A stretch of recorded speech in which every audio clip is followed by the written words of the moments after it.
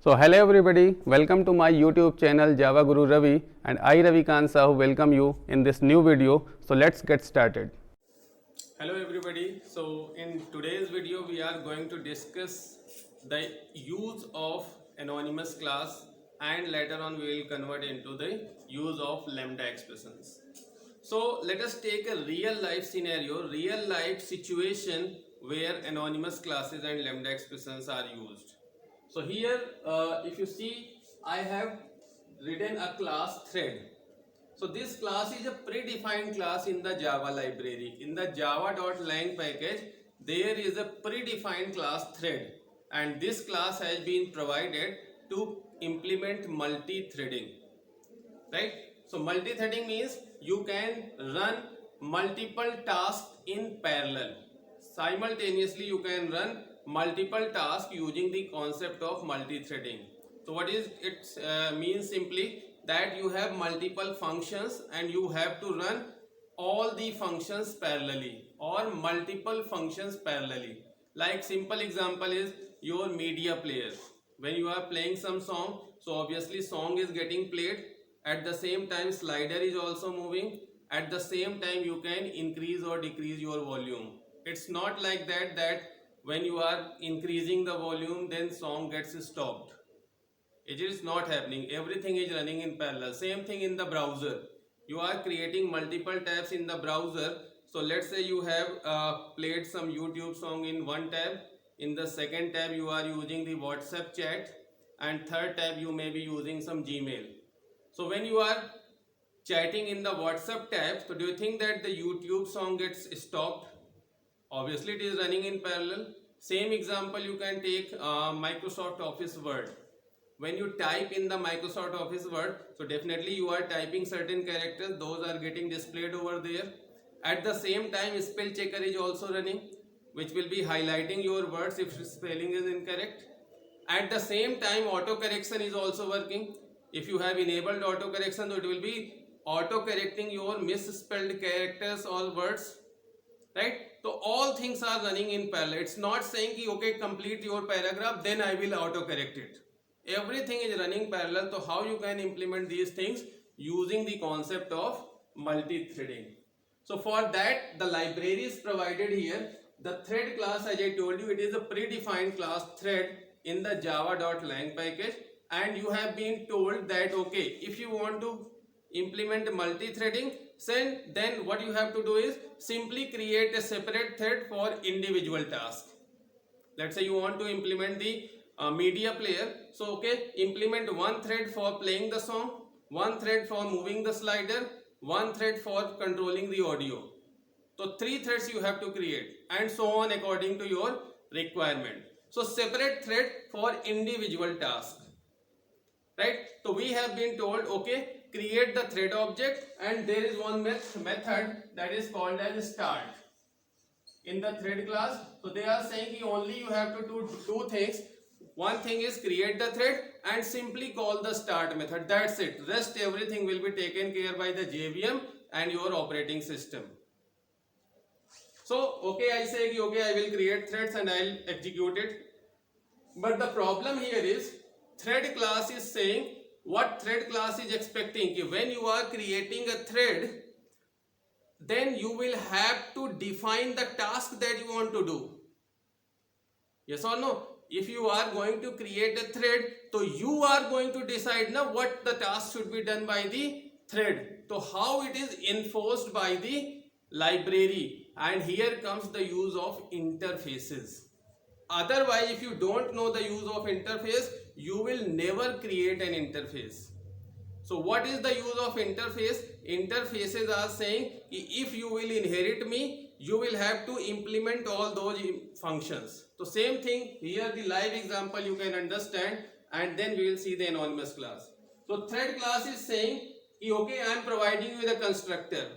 If you want to create a thread, definitely you will have to call the constructor. So thread class is saying this is my constructor, and in this constructor you have to pass the object of runnable type. And what is runnable? runnable is a predefined interface in the thread class. Sorry, java.lang package. So in the java.lang package, runnable interface is provided and thread class is provided. And thread class constructor is saying, okay, if you want to create a thread, you have to pass the object of runnable. And runnable is an interface. Actually, it is a functional interface because there is only one abstract method here. So before JDK 8, we were implementing the threads using the concept of anonymous class. With the evolution of your JDK 8 functional interfaces, now we can implement the thread using the lambda expression also. Because functional interface object can be represented using the lambda also. So we will understand this. So in my class here, anonymous test, I want to create a thread. So what you will do here is, you will simply write thread t1 is equal to new thread. But here in the constructor you have to pass the object of runnable. But runnable is an interface, so you cannot create the object of runnable. So what is the solution? You can pass the object of subclass of runnable. It means you have to create a subclass of runnable, and if you will create a subclass of runnable, so you have to override this run method. So why this run method is provided in the runnable interface? That whatever you want to do by a thread will have to write here in the run method. Let's say I am creating a thread for playing the audio, so the run method of that thread will contain the logic of playing the audio. If I am creating a separate thread for controlling the volume, so the run method of that thread will define the logic of controlling the volume. So that's why they are enforcing us. The thread class is saying, okay, you want to create a thread object, you can create, but tell me what you want to do with the thread, what the task you want to assign to that thread. So that's why it is saying, if you will leave it blank, so nobody will define the task. So they are forcing you, okay, you have to pass the object of runnable type. And that's why runnable is declared as an interface. If it will be a class, you will directly create the object of runnable and you will pass it here. So they said, okay, let us make an interface. So if it is an interface, you cannot create its object. So definitely you will have to create its subclass, because you have to pass here runnable object. Runnable object cannot be created. So it is guaranteed that you will create a subclass of runnable, and as soon as you will create a subclass, you will have to override this run method. So this is a contract, basically this is a responsibility given to the programmer. If you want to create a thread, give me the implementation of the run method. And to force this, interface is mentioned here as a type. Whosoever is going to create a thread will pass the object of runnable, and they cannot create the object of runnable, they will definitely inherit runnable, and as soon as they will inherit the runnable, the abstract method they will have to override. Right? So this is something that you have to do. So now how to create the object of runnable? Either create the subclass. I don't want to create that because we now know the concept of anonymous class. So I will say, let us create the anonymous class here. So we will say, okay, we will write the anonymous class here.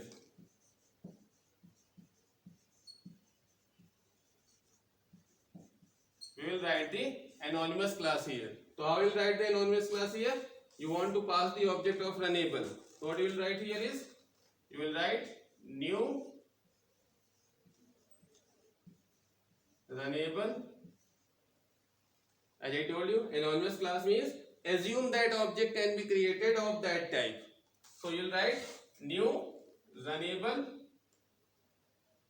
and then give the body of the subclass. So you will write here the body of your subclass.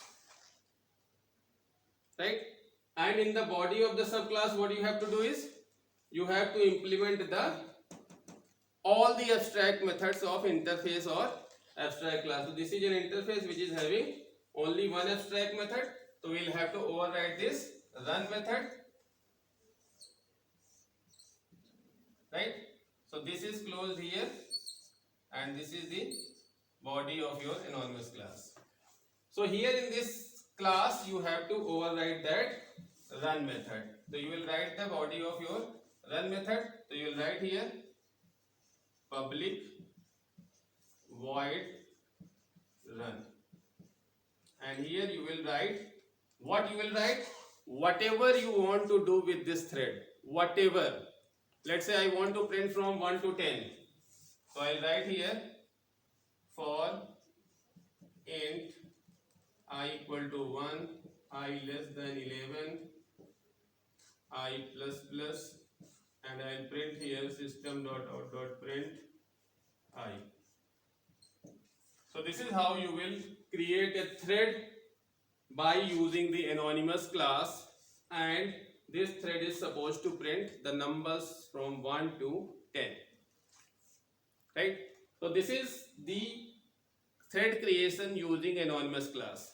So this is the most precise way to create a thread or write this code up to JDK 7. Now if you talk about JDK 8, so in JDK 8 we got the concept of lambda expression.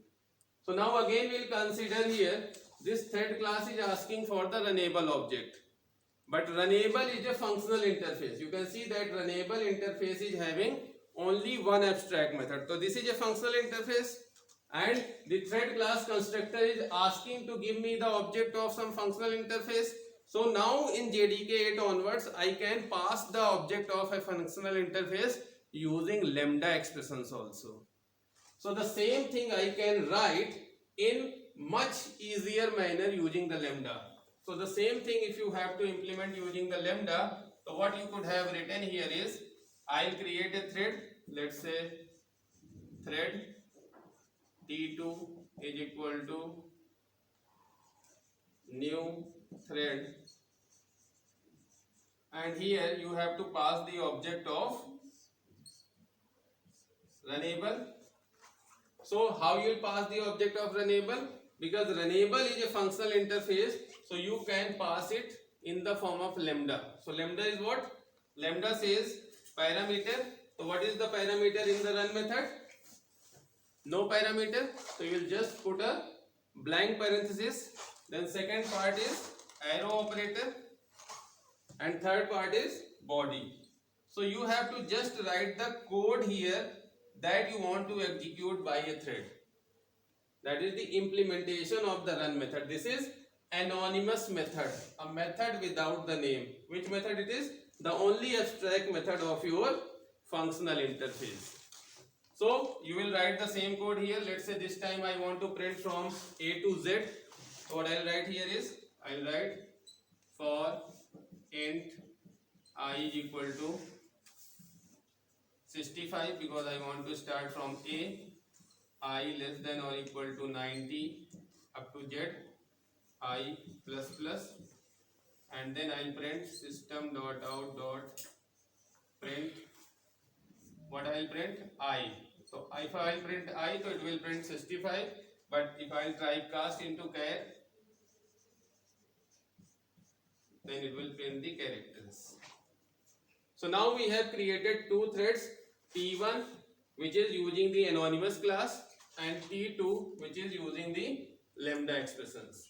But they will not run because we have not called the start. So now both the threads we can start by calling this start method. So I'll write here T1 dot start and T2 dot start. So both the threads are now started. Both will execute in parallel. You will see the output which is mixed. Means first run method is also running, at the same time second run method is also running. So both the run methods will execute, which is only possible through the multi-threading. So this is the live demonstration, live example of using the anonymous class and lambda expressions, right? So that's all about this video. Thank you so much. So I hope you enjoyed this video, and if you find this video useful, so please like, subscribe and share with all of your friends so that they can also get benefited. Ravikant Sahu signing off. Thank you.